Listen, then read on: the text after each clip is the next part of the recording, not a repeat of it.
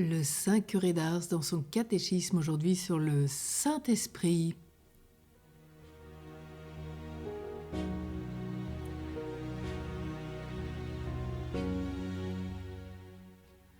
Le Père est notre Créateur, le Fils est notre Rédempteur et le Saint-Esprit notre guide.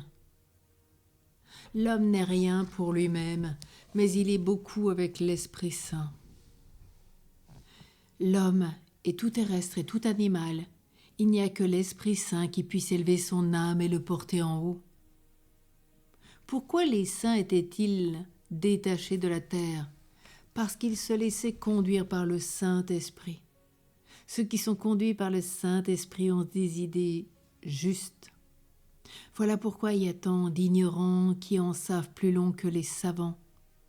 Quand on est conduit par un Dieu de force et de lumière, on ne peut pas se tromper.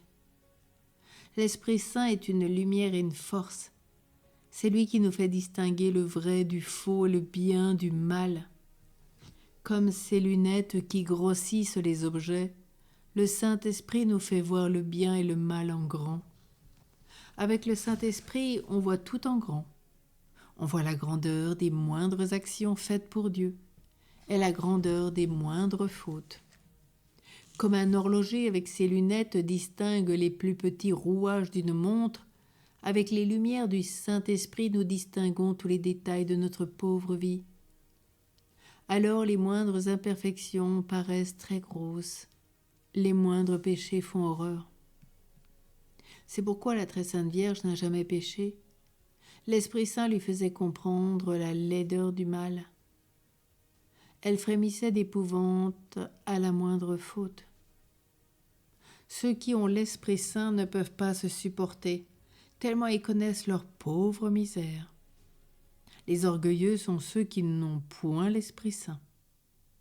Les gens du monde n'ont pas l'Esprit Saint, ou s'ils l'ont, ils ne l'ont qu'en passant. Ils ne s'arrêtent pas chez eux. Le bruit du monde le fait partir. Un chrétien qui est conduit par l'Esprit Saint n'a pas de peine à laisser les biens de ce monde pour courir après les biens du ciel. Il sait faire la différence. L'œil du monde ne voit pas plus loin que la vie, comme le mien ne voit pas plus loin que ce mur. Quand la porte de l'Église est fermée, l'œil du chrétien voit jusqu'au fond de l'éternité. Pour l'homme qui se laisse conduire par l'Esprit Saint, il semble qu'il n'y en a point de monde. Pour le monde, il semble qu'il n'y a point de Dieu. Il s'agit donc de savoir qui nous conduit. Si ce n'est pas le Saint-Esprit, nous avons beau faire. Il n'y a point de substance ni de saveur dans tout ce que nous faisons. Si c'est le Saint-Esprit, il y a une douceur moelleuse, c'est à mourir de plaisir. Ceux qui se laissent conduire par le Saint-Esprit éprouvent toutes sortes de bonheur au-dedans d'eux-mêmes, tandis que les mauvais chrétiens se roulent sur les épines et les cailloux. Une âme qui a le Saint-Esprit ne s'ennuie jamais en la présence de Dieu. Il sort de son cœur une transpiration d'amour. Sans le Saint-Esprit, nous sommes comme une pierre du chemin. Prenez dans une main une éponge imbibée d'eau et dans l'autre un petit caillou. Pressez-les également.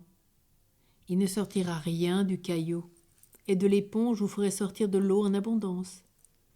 L'éponge, c'est l'âme remplie du Saint-Esprit, et le caillou, c'est le cœur froid et dur où le Saint-Esprit n'habite pas. Une âme qui possède le Saint-Esprit goûte une saveur dans la prière qui fait qu'elle trouve toujours le temps trop court. Elle ne perd jamais la sainte présence de Dieu. Son cœur devant notre bon Sauveur au Saint-Sacrement de l'autel est un raisin sous le pressoir. C'est le Saint-Esprit qui forme les pensées dans le cœur des justes et qui engendre les paroles dans leur bouche. Ceux qui ont le Saint-Esprit ne produisent rien de mauvais. Tous les fruits du Saint-Esprit sont bons. Sans le Saint-Esprit, tout est froid. Aussi, lorsqu'on sent que la ferveur se perd, il faut vite faire une neuvaine au Saint-Esprit pour demander la foi et l'amour. Lorsqu'on a fait une retraite ou un jubilé, on est plein de bons désirs. Ces bons désirs sont le souffle de l'Esprit Saint qui a passé sur notre âme et qui a tout renouvelé comme ce vent chaud qui fond la glace et qui ramène le printemps. Vous qui n'êtes pas cependant de grands saints, vous avez bien des moments où vous goûtez les douceurs de la prière et de la présence de Dieu. Ce sont des visites du Saint-Esprit. Quand on a le Saint-Esprit, le cœur se dilate, il se baigne dans l'amour divin. Le poisson ne se plaint jamais d'avoir trop d'eau. De même, le bon chrétien ne se plaint jamais d'être trop longtemps avec le bon Dieu. Il y en a qui trouvent la religion ennuyeuse.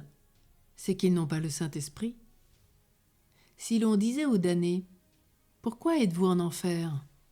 Ils répondraient « Pour avoir résisté au Saint-Esprit. » Et si l'on disait aux saints « Pourquoi êtes-vous au ciel ?»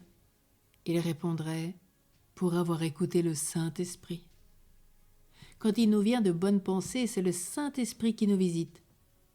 Le Saint-Esprit est une force. C'est le Saint-Esprit qui soutenait Saint Siméon sur sa colonne. C'est lui qui soutenait les martyrs. Sans le Saint-Esprit, les martyrs seraient tombés comme la feuille des arbres.